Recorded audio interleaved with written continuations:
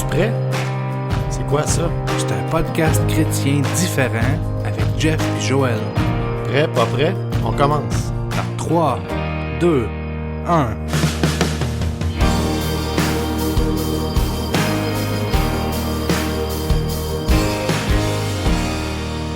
Salut tout le monde, bienvenue dans un autre épisode du podcast. Es-tu prêt? Salut JF, comment ça va? Salut, ça va bien toi? Ça va super bien, merci. JF, dans les dernières semaines, on a fait un peu une étude sur le Saint-Esprit. On a fait 4-5 épisodes là-dessus. Puis aujourd'hui, on va prendre une direction un petit peu différente. Puis on va aborder un sujet qui est la bénédiction de Dieu, ou plutôt, je devrais dire, on va aborder la relation de l'être humain avec la bénédiction de Dieu. Puis si je devais donner un titre au sujet qu'on va aborder aujourd'hui, j'appellerais ça « Changer la bénédiction de Dieu en épreuve ». C'est un peu un drôle de titre parce que c'est le contraire qui devrait se produire, mais je pense que même si ça a l'air d'un drôle de sujet, c'est pourtant ce qu'on fait souvent comme être humain. Il y a une bénédiction qui est là, puis elle vient de Dieu, puis c'est nous qui la change en épreuve. Donc, puis on a des exemples d'un bout à l'autre de la Bible, de situations où ça s'est produit, où Dieu avait une bénédiction en réserve pour son peuple ou pour son serviteur. Puis aujourd'hui, on va plonger un peu là-dedans pour voir comment on fait comme être humain, c'est quoi les différentes manières qu'on a de changer la bénédiction de Dieu en épreuve. Puis comment pas le faire non plus. Puis comment pas le faire, puis qu'est-ce que ça a comme conséquence quand on le fait. Bon, fait qu'on va regarder un petit peu tout ça ensemble. Donc, peut-être que juste pour se mettre en appétit, comme on dit, on pourrait regarder dans Matthieu 14, à partir du verset 22. C'est une histoire très connue de la Bible. C'est même les gens qui sont pas tellement religieux, pour la plupart connaissent l'histoire de Pierre qui marche sur l'eau. Ça a marqué l'imaginaire. Donc on va la lire à partir du verset 22, puis on va la lire là, jusqu'environ à la moitié du verset 30. Aussitôt après, il obligea les disciples à monter dans la barque et à passer avant lui de l'autre côté, pendant qu'il renverrait la foule. Quand il l'eut renvoyé, il monta sur la montagne pour prier à l'écart. Et, comme le soir était venu, il était là seul. La barque, déjà au milieu de la mer, était battue par les flots, car le vent était contraire. À la 4e veille de la nuit, Jésus alla vers eux, marchant sur la mer. Quand les disciples le virent marcher sur la mer, ils furent troublés, et dirent « C'est un fantôme ». Et dans leur frayeur, ils poussèrent des cris. Jésus leur dit aussitôt « Rassurez-vous, c'est moi, n'ayez pas peur ». Pierre lui dit « Seigneur, si c'est toi, ordonne que j'aille vers toi sur les eaux. » Et il dit « Viens ». Pierre sortit de la barque et marcha sur les eaux pour aller vers Jésus. Mais voyant que le vent était fort, il eut peur. Et comme il commençait à enfoncer, il s'écria « Seigneur, sauve-moi ». Tu vois, pour moi, corrige-moi si je me trompe, mais si tu penses que je me trompe, mais pour moi, si Jésus est là, devant moi, physiquement, puis il marche sur l'eau, puis il m'appelle. Il me dit « Viens Joël, viens sur l'eau toi aussi, viens marcher. » Je pense que c'est une bénédiction. Moi, je rêverais de ça. Écoute, je pense que c'est quelque chose qu'on pourrait appeler comme quelque chose qui change notre vie à jamais. Une expérience comme celle-là. Jésus, il est là, physiquement, puis il dit « Viens marcher sur l'eau. » Puis là, il débarque de la chaloupe, puis il commence à marcher, puis ça marche, là. Il marche sur l'eau. Écoute, si ça, c'est pas une bénédiction de Dieu, je sais pas ce que c'est. Ouais. Mais pourtant, il trouve le moyen, visiblement, de le changer en épreuve, tu sais. Parce qu'il y a des grosses vagues, le vent est de face. Moi, je suis jamais allé en mer, JF, mais j'aime aller sur l'eau. Moi, je dirais peut-être que la plus grande étendue d'eau sur laquelle je suis allé, c'est le lac Ontario. On appelle un peu ça comme une mer intérieure, mais c'est juste un lac, là. Puis quand sur le lac Ontario, il y a des vents contraires de 15 à 20 km/h. Il y a de la vague de 6, 7, 8 pieds de haut. Fait que sur la mer, quand il y a des vents contraires, peut-être que les vagues ils ont peut-être 20, 25, 30 pieds de haut. Fait que lui, les vents sont contraires, la barque, elle se promène de tous les bords. Puis là, lui, il débarque sur l'eau, puis il marche, là. Mais tout d'un coup, il commence à avoir peur, parce qu'au lieu de regarder Jésus directement, il commence à regarder les grosses vagues puis à avoir peur, puis là, il change la bénédiction de Dieu en épreuve. Mais là, ça peut sembler anecdotique. Tu pourrais dire, bon, mais ça, c'était une histoire dans le Nouveau Testament, puis tu sais, c'est-tu une bénédiction, c'en est-tu pas une? Moi, je pense que c'en est une, mais c'est peut-être un sujet qui pourrait se débattre.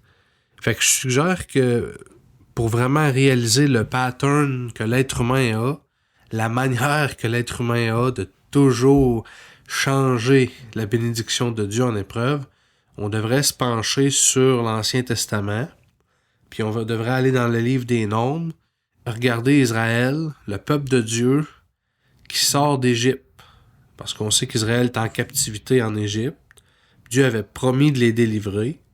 Puis là, il leur envoie Moïse pour les délivrer. Puis quand ils partent de l'Égypte, ils laissent rien en arrière. La victoire est tellement complète qu'il laisse même pas un ongle en arrière. Il laisse rien. Il laisse pas un animal, pas un bijou, pas rien. Même que les Égyptiens leur donnent des affaires en s'en allant. Ils veulent juste qu'ils s'en aillent puis plus jamais les revoir. Ouais. Ils partent de là les poches pleines, comme on dit. Ouais. Puis ils sont bénis de Dieu. Puis là, ils se dirigent vers un pays promis. Ils ont juste à marcher à travers le désert pour arriver au pays que Dieu leur a promis.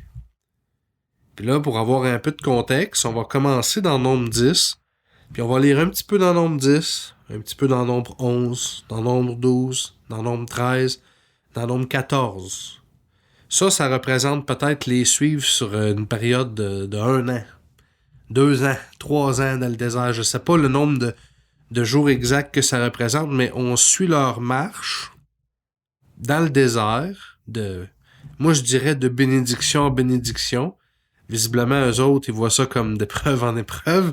Donc, on va lire un peu ensemble. J'aimerais que le premier verset qu'on lise, ce soit dans Nombre 10 au verset 29. Puis, c'est là où on va vraiment réaliser ou avoir la preuve, finalement, que le peuple d'Israël il était béni d'être au désert. Là. Puis, c'est Moïse qui parle. Nombre 10, 29. Moïse dit à Hobab, fils de Réuel, le Madianite, beau-père de Moïse. Nous partons pour le lieu dont l'Éternel a dit, je vous le donnerai. Viens avec nous et nous te ferons du bien, car l'Éternel a promis de faire du bien à Israël. Premièrement, il dit, on s'en va vers le lieu dont l'Éternel a dit, je te le donne. Il me semble que c'est assez clair, là. Dieu me dit, je te le donne. Puis tant on y va. Puis non seulement ça, mais il a promis de faire du bien au peuple d'Israël. J'ai une promesse de Dieu. Puis là, ben, au point où on se parle là dans Nombre 10, ils ont déjà traversé la mer Rouge. Donc, ils ont une colonne de feu devant eux, une colonne de nuée devant eux, de nuée le jour, de feu la nuit. La mer Rouge s'est ouverte devant eux. Ils mangent la manne. La manne, c'est la nourriture d'ange. Ils ont tous ces signes, pis ces miracles-là, puis ces bénédictions de Dieu qui les accompagnent. Ils en ont pas juste dans leurs espoirs en avant, mais ils en ont dans leur vécu en arrière. S'ils regardent dans leur rétroviseur, ils n'ont pas juste la promesse d'être bénis au futur. Moi, je pense qu'ils ont eu plusieurs bénédictions au passé. Ils ont déjà vécu la bénédiction de Dieu, puis Dieu a promis de les bénir, puis ils sont en marche vers le pays promis. Puis là, on est dans Nombre 10 vers la fin du chapitre. Puis là, on va aller juste dans Nombre 11, le premier verset, donc c'est peut-être 5 ou 6 versets plus loin. Le peuple murmura et cela déplut aux oreilles de l'Éternel. Lorsque l'Éternel l'entendit, sa colère s'enflamma. Le feu de l'Éternel s'alluma parmi eux et dévora l'extrémité du camp. Le peuple cria à Moïse. Moïse pria l'Éternel et le feu s'arrêta. On donna à ce lieu le nom de Tabéhéra parce que le feu de l'Éternel s'est allumé parmi eux. Le ramassis de gens qui se trouvaient au milieu d'Israël fut saisi de convoitise. Et même les enfants d'Israël recommencèrent à pleurer et dire « Qui nous donnera de la viande à manger? Nous nous souvenons des poissons que nous mangions en Égypte et qui ne nous coûtaient rien, des concombres, des melons, des poireaux, des oignons et des os. Maintenant notre âme est desséchée. Plus rien. Nos yeux ne voient que de la manne. » Incroyable. On le lit, là. J'en reviens pas. Écoute, JF, Il se rappelait des bonnes affaires, mais il se rappelait pas des coups de fouette qu'il recevait, puis ça s'en rappelait pas. Là. C'est incroyable. Le peuple de Dieu, il est béni au point où il mange la nourriture des anges. Il mange la manne. Moi, JF, j'y ai jamais goûté à la manne, là. Mais je suis sûr que c'est une bénédiction de Dieu de pouvoir manger la nourriture que les anges mangent. Le peuple, on retourne au verset 1, le peuple murmure contre l'Éternel. Ils sont en marche vers le pays promis. Ils sont à une couple de jours de marche, on va le voir plus loin. Ils arrivent au pays promis, là. Ils sont à la veille, là. Ils ont passé à travers la mer Rouge, ils ont tout fait. Puis là, ils mangent la nourriture d'anges, puis ils murmurent contre l'Éternel, au point qu'ils choquent. Sa colère s'enflamme, puis ils disent « On veut manger de la viande, on s'ennuie des oignons, puis des poissons, puis des poireaux. » Ils mangent la nourriture d'anges. Écoute, le peuple murmure. Il change la bénédiction de Dieu en épreuve. Puis là, on va avancer.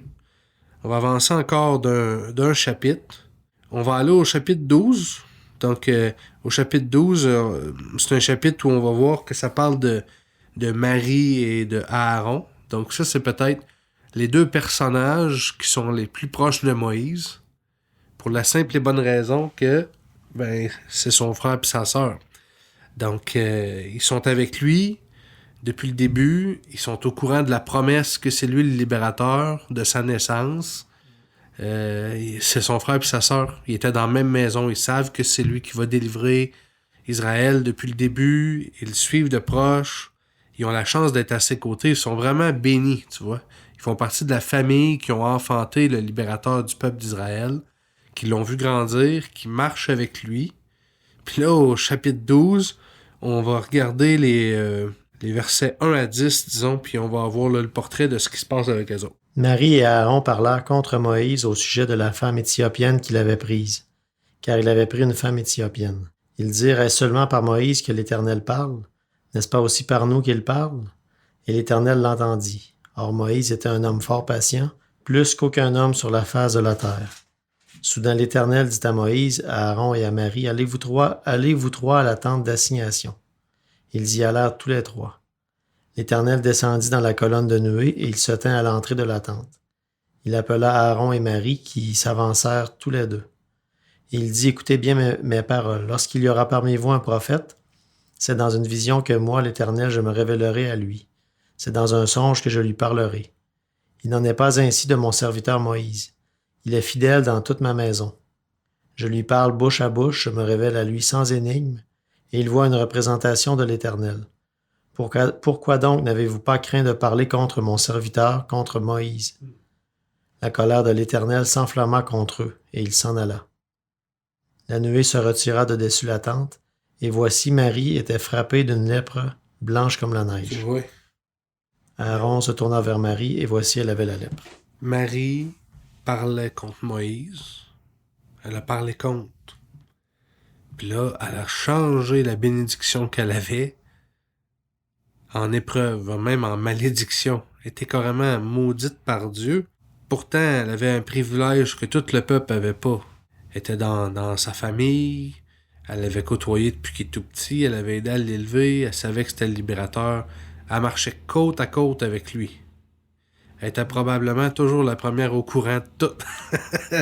Puis, elle a trouvé le moyen de dire « Coudon, Dieu, parle-tu juste à lui? » Puis de chialer toutes sortes d'affaires, puis de parler contre Moïse. Puis elle a changé la bénédiction que Dieu lui avait faite d'être la sœur de Moïse en épreuve, voire en malédiction. Dieu l'a frappé de lèpre. Puis là, on va se transporter au chapitre 13, qui est le chapitre suivant. Puis là, on voit au chapitre 13 que là, ils sont rendus aux portes du pays. OK? Ils sont rendus là. Le pays promis, le pays de Canaan. Ils sont rendus aux portes du pays. On va premièrement lire les versets 1 et 2. Marie et Aaron parlèrent contre... Non, verset 13. Chapitre 13. L'Éternel parla à Moïse et dit, « Envoie des hommes pour explorer le pays de Canaan que je donne aux enfants d'Israël. Tu enverras un homme de chacune des tribus de leur père. Tous seront des principaux d'entre eux. » Oui. Donc, c'est l'Éternel qui a dit à Moïse, « Envoie 12 hommes pour explorer le pays. » Fait qu'ils en ont choisi un de chaque tribu. Puis ils ont envoyé dans le pays promis. Je te rappelle qu'on a lu il y a 3 ou 4 chapitres à peine que Moïse dit c'est le pays que Dieu nous a promis. Puis il nous a aussi promis de nous bénir. Puis là, si on se transporte au verset 23, puis on va lire de 23 à 33, puis là, on va voir un peu ce qui se passe quand ils vont dans le pays, puis aussi quand ils reviennent, le rapport qu'ils en donnent. Ils arrivèrent jusqu'à la vallée d'Escol, où ils coupèrent une branche de vigne avec une grappe de raisin, qu'ils portèrent à deux au moyen d'une perche. Ouais. Ils prirent aussi des grenades et des figues. On donna à ce lieu le nom de vallée d'Escol à cause de la grappe que les enfants d'Israël y coupèrent. As-tu déjà vu ça souvent, une grappe de raisin que ça prend 2 gars pour la porter? Non. Moi, je n'ai jamais vu. Écoute, quand Dieu a dit « Je vais vous donner un pays où coule le lait et le miel », un pays d'abondance, je pense qu'on peut voir ici que l'abondance était là. Il y avait les fruits en abondance, il y avait tout en abondance dans le pays que Dieu leur avait préparé. Puis il en ramenait des preuves en plus. Ça devenait toujours de plus en plus réel. C'était plus juste une promesse lointaine, mais là, les espions allaient revenir avec des preuves que c'était un pays d'abondance. Ils furent de retour de l'exploration du pays au bout de 40 jours. À leur arrivée, ils se rendirent auprès de Moïse et d'Aaron et de toute l'assemblée des enfants d'Israël à Kadès dans le désert de Paran. Ils leur firent un rapport ainsi qu'à toute l'assemblée et ils leur montrèrent les fruits du pays. Voici ce qu'ils racontèrent à Moïse. Nous sommes allés dans le pays où tu nous as envoyés. À la vérité, c'est un pays où coule le lait et le miel, et en voici les fruits. Mais le peuple qui habite ce pays est puissant. Les villes sont fortifiées, très grandes. Nous y avons vu des enfants d'Anak. Les Amalécites habitent la contrée du Midi. Les Hissiens, les Jébusiens et les Amoréens habitent la montagne. Et les Cananéens habitent près de la mer et le long du Jourdain. Caleb fit taire le peuple qui murmurait contre Moïse. Le peuple murmurait. Incroyable. Il dit, montons, emparons-nous du pays. Nous y serons vainqueurs. Mais les hommes qui y étaient allés avec lui dirent, nous ne pouvons pas monter contre ce peuple, car il est plus fort que nous. Et ils décrièrent devant les enfants d'Israël le pays qu'ils avaient exploré. Ils dirent, le pays que nous avons parcouru, pour l'explorer est un pays qui dévore ses habitants. Tous ceux que nous y avons vus sont des hommes d'une haute taille, et nous y avons vu les géants, enfants d'Anak de la race des géants. Nous étions à nos yeux et aux leurs comme des sauterelles. Ils reviennent avec tous les fruits, puis toutes les choses que Dieu a promis, mais ils disent ça marchera pas. Ils ont un témoignage négatif, puis là on voit déjà que le peuple murmure. Puis là, si on se transporte dans Nombre 14, le titre de Nombre 14, c'est « Murmure après le rapport des espions, les 40 années dans le désert ». On parle d'un peuple qui avait une promesse, la promesse de rentrer dans un pays promis où coule le lait puis le miel, puis il était là. Il pouvait regarder le pays de l'autre bord de la rivière, mais au lieu de s'en emparer, ce qu'ils ont dit, c'est on va se faire un chef, c'est ça qu'on retrouve dans Nombre 14. On va se trouver un chef, puis on va retourner en Égypte. Puis ils voulaient lapider. Au verset 10, ça dit toute l'assemblée parlait de les lapider. Ils parlaient de lapider Moïse, Josué puis Caleb, qui étaient les 2 seuls des 12 qui avaient un rapport positif, c'est-à-dire qu'ils n'avaient pas regardé la grosseur des géants qu'il y avait là, mais qui regardaient la promesse. La bénédiction, elle ne changeait pas en épreuve. Toutes les autres voulaient retourner en Égypte avec un nouveau chef. Ils changeaient la bénédiction de Dieu en épreuve. Puis là, on a suivi le peuple d'Israël juste pendant une époque de peut-être 3 ans, mettons, en lisant un peu ces versets-là. Peut-être rien qu'un an même. Mais on aurait pu parler de tellement d'autres personnages de la Bible, comme Samson, qui avait une force surhumaine. Il avait une grande bénédiction de Dieu, qui a changé en grande épreuve, qui s'est ramassé les yeux crevés, en prison, enchaîné. Tous les personnages, ou presque tous les personnages de la Bible, où le peuple d'Israël, encore et encore et encore tout au long de l'Ancien Testament, est un peuple que Dieu veut bénir, mais à chaque fois que Dieu bénit ce peuple-là, il change la bénédiction de Dieu en une horrible épreuve. Puis là, on pourrait dire, comment ça s'adresse à nous? Tu sais, parce que nous autres, on n'est pas en train de conquérir aucun pays, ou on n'est pas dans le désert, on n'a pas traversé la mer Rouge. Tu sais, c'est dur peut-être de se rattacher à ça. Mais en même temps, c'est drôle, mais les choses principales qu'on a vues aujourd'hui, c'est toutes des choses qu'on fait tous, puis qu'on fait même, je dirais, parfois dans notre quotidien.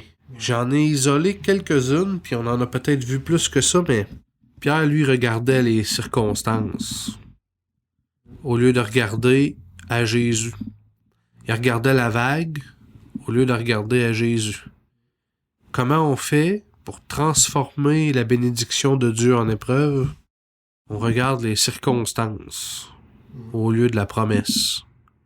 Comment on fait pour transformer la bénédiction de Dieu en épreuve? On doute. On doute.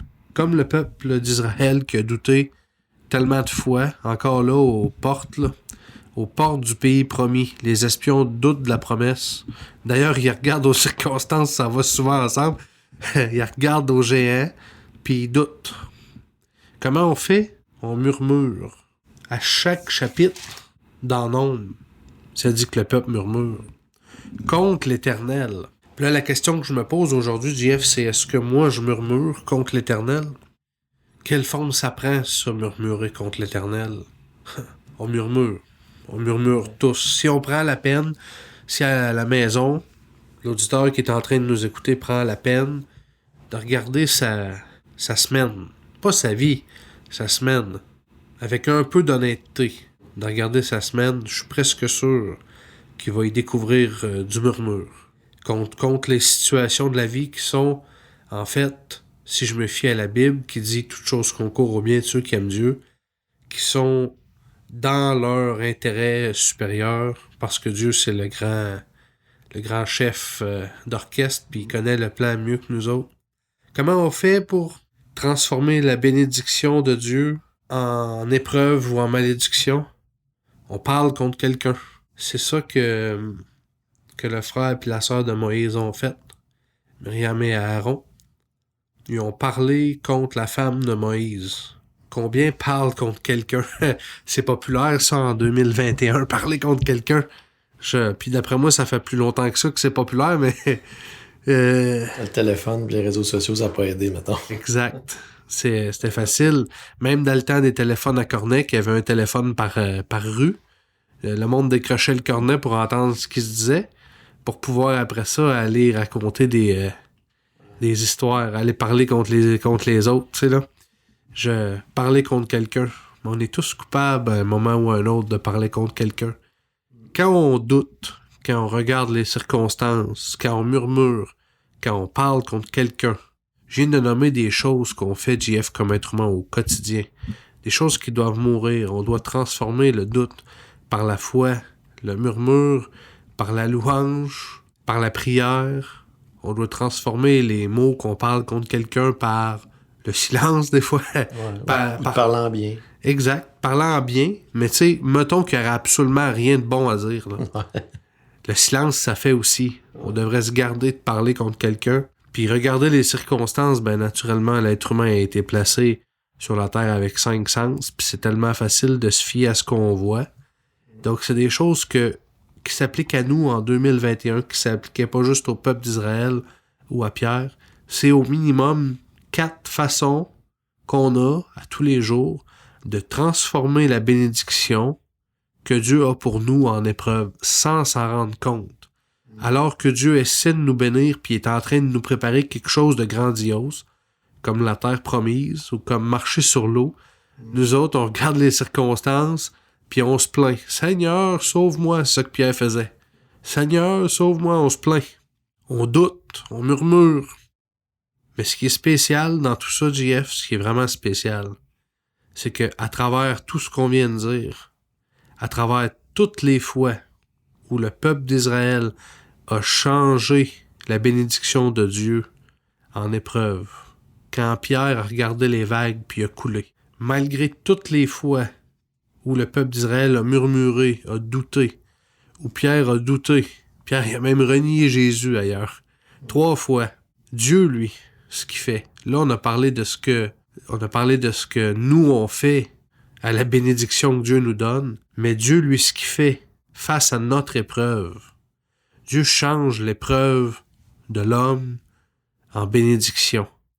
Ce que j'aimerais qu'on fasse rapidement, c'est qu'on reprenne les mêmes versets.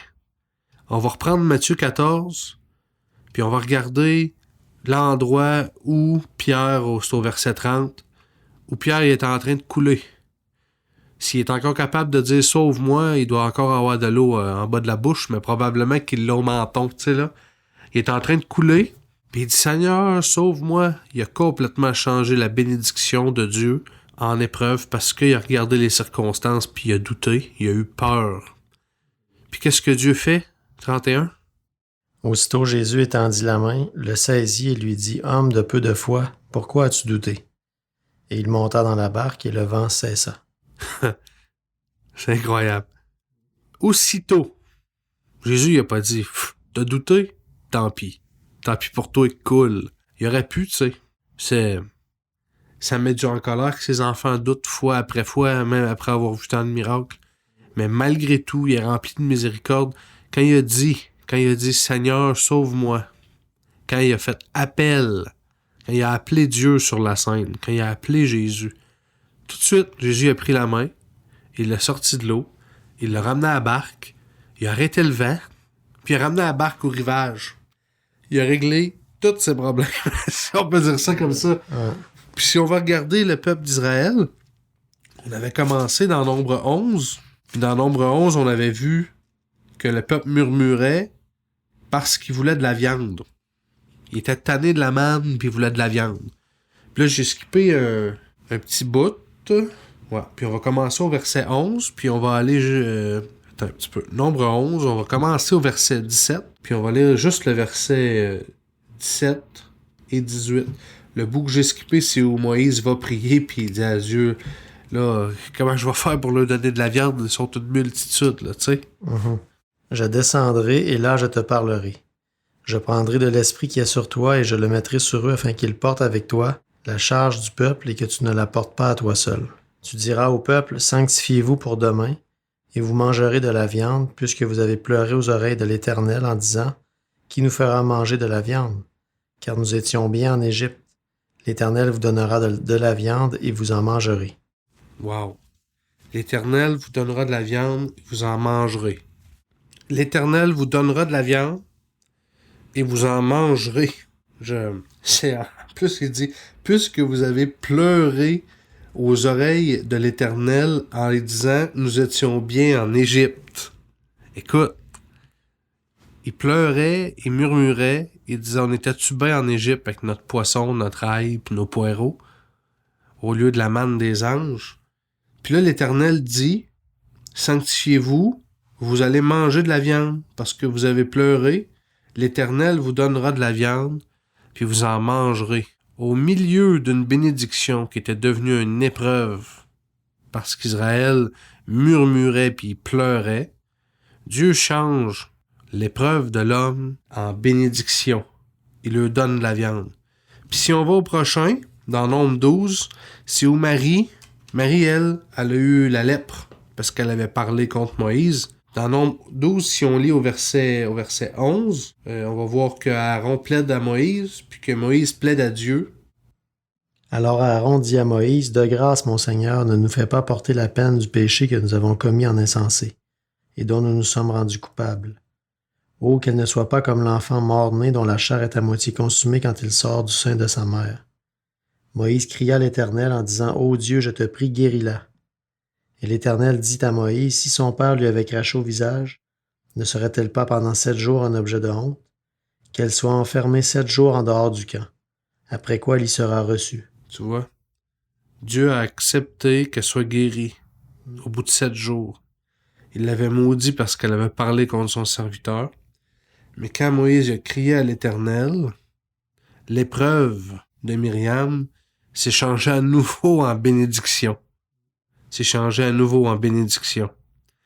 Mais tu vois, on le voit à travers le peuple d'Israël. Chaque fois qu'ils ont douté, qui ont murmuré, qui ont parlé les uns contre les autres, Dieu est toujours revenu à la charge quand ils l'ont invoqué, quand ils ont crié vers Dieu, quand Moïse a crié, ou quand Josué a crié, ou quand un serviteur fidèle a crié vers Dieu. Dieu a toujours changé l'épreuve qu'Israël s'était lui-même créée en changeant la bénédiction de Dieu en épreuve. Dieu a toujours rechangé l'épreuve de l'homme en bénédiction. Mais tu vois, je dis toujours, mais on va dire que c'est presque toujours. Parce que là, je veux qu'on réalise le sérieux de ce qu'on parle aujourd'hui. Parce que si je dis, de toute façon, si tu changes la bénédiction de Dieu en épreuve, Dieu va rechanger ton épreuve en bénédiction, la vie est belle.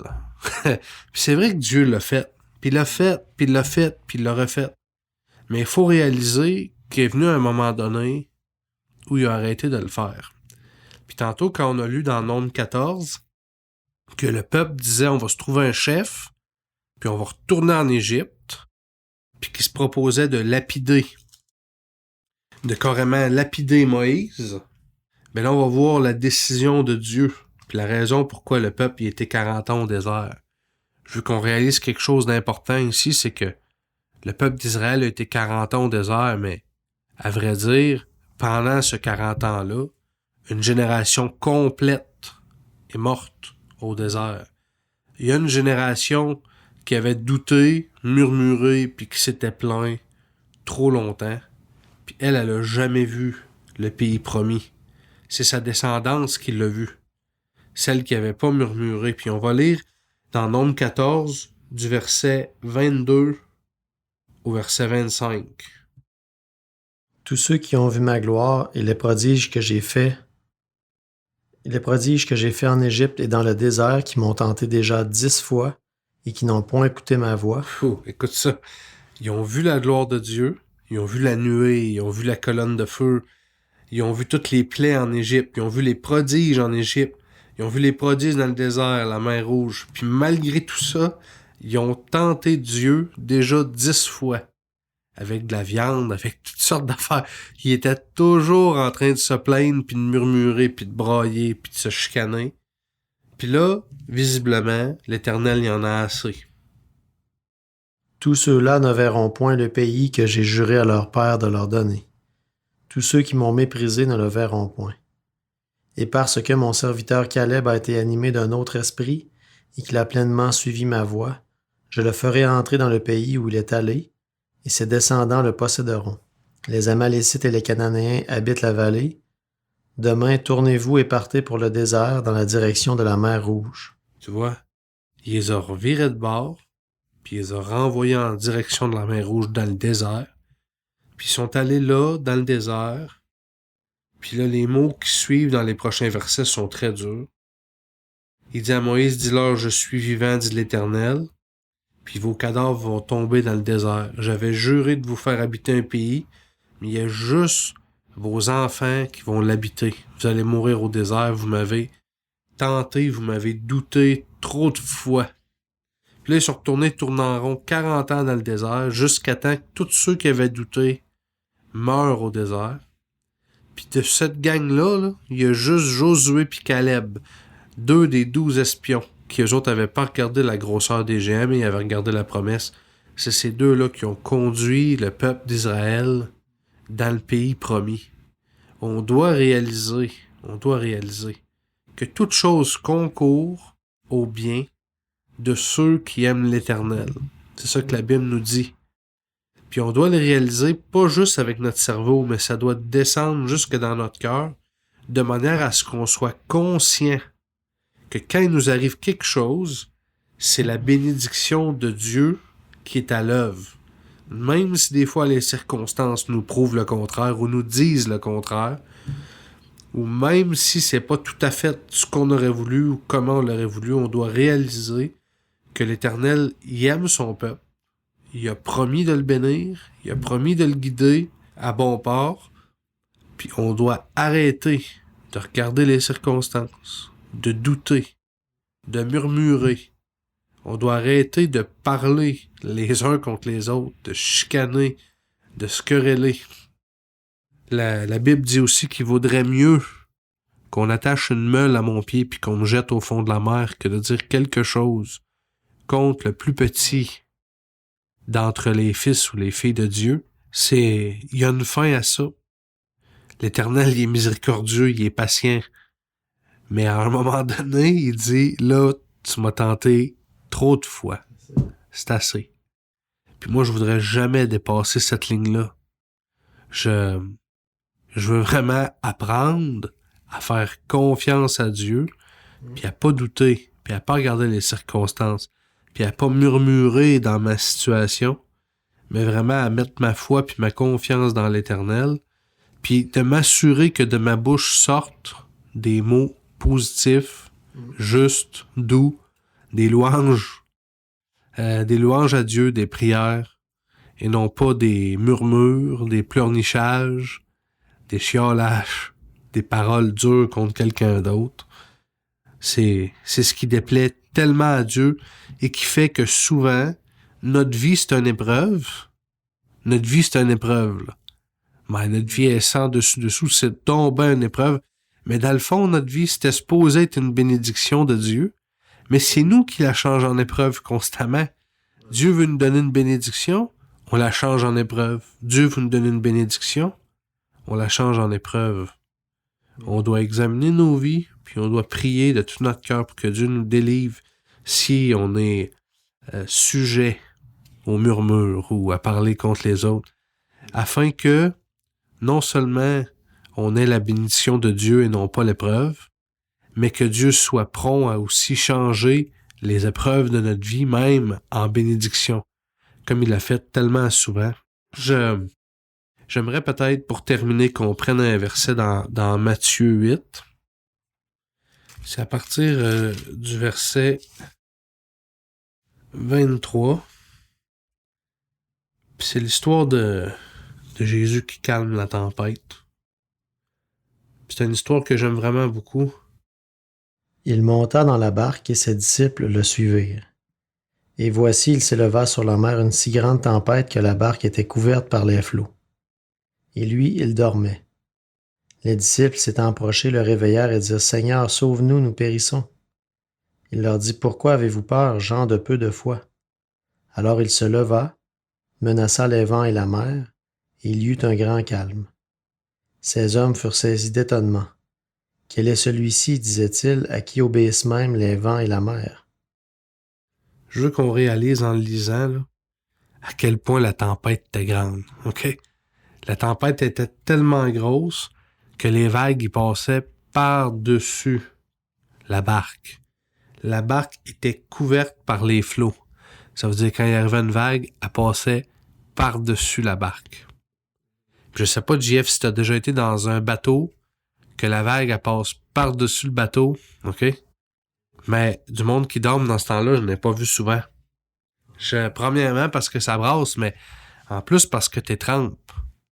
Je veux qu'on réalise que pour avoir une tempête comme ça prend un vent incroyable, premièrement. Donc là, il y a un vent incroyable, il y a des vagues qui brassent la barque sur tous les côtés, puis en plus, tu reçois de l'eau d'en face. Ça brasse, là. Pas à peu près. Puis de tout ce vent-là, puis de toutes ces vagues-là, puis de toute cette eau-là que tu reçois, il n'y a rien qui pouvait réveiller Jésus. Lui, il dormait. Il dormait. Les vents, la vague, les splashs, tout le kit. Lui, il dormait. Il n'y a rien de ça qui pouvait troubler son sommeil. Il y a une seule chose qui l'a réveillé. C'est les disciples qui ont dit « Seigneur, sauve-nous, nous périssons. » J'aimerais aussi qu'on réalise que il n'y a rien d'autre qui met notre Dieu en action plus que les cris de son peuple. Pas les murmures. Les cris de son peuple. Même quand on a une vraie épreuve, là. Parce qu'ici, là, c'est pas les disciples qui changent la bénédiction de Dieu en épreuve, là. Ici, si on prend plus de contexte, là, c'est Satan qui essaye de couler la barque parce qu'il est en train de traverser la mer pour aller délivrer un démoniaque de l'autre bord. Il est en train de traverser pour aller livrer un démoniaque, puis là, toute la puissance de l'enfer se lève sur cette mer-là pour essayer de couler la barque pour pas qu'il se rende. Puis Jésus, lui, il dort. Puis il a vécu une vie d'exemple pour nous autres. Puis on doit prier pour qu'il nous donne tellement de foi puis d'assurance qu'on puisse dormir même quand les circonstances sont très défavorables. Mais je veux qu'on réalise qu'il n'y a rien que Satan pouvait faire qui le réveillait. Mais son peuple, quand il a crié « Seigneur, sauve-nous, on périt », pas juste ça brasse, on périt. Instantanément, ça l'a réveillé. Le cri de son enfant, il n'y a rien pour mettre Dieu en action autant que ça. Il suffit de crier à Dieu, « Seigneur, sauve-nous ». Instantané, il s'est réveillé. Il s'est levé, il a arrêté le vent. La mer est due d'un grand calme. Plus de vagues, plus rien. Ça, c'est la puissance de notre Dieu si seulement on crie à lui. Il change, il veut changer l'épreuve qu'on vit en bénédiction. Puis souvent, il nous donne des bénédictions, on les change en épreuve, puis il est même prêt à les rechanger en bénédiction après. Quelle miséricorde, quelle patience il y a envers nous. J'aimerais qu'on prie pour terminer. Je pense que c'est un sujet qui devrait nous inciter à la prière. J'invite ceux qui nous écoutent à peut-être prendre un temps pour faire une introspection de leur vie, puis prier si le besoin est pour demander à Dieu de nous délivrer de ça, de ce qui pourrait prendre place dans notre vie, puis qui change les bénédictions de Dieu en épreuve. Seigneur Dieu, merci pour ta parole qui nous éclaire et qui nous montre la voie à suivre, Seigneur. Et on réalise en lisant la Bible qu'on n'est pas les seuls, Seigneur, à agir de la mauvaise façon, parce que notre vision humaine est tellement limitée qu'on a parfois de la difficulté à vraiment saisir le grand plan que tu as pour nos vies et les bénédictions que tu places sur notre route.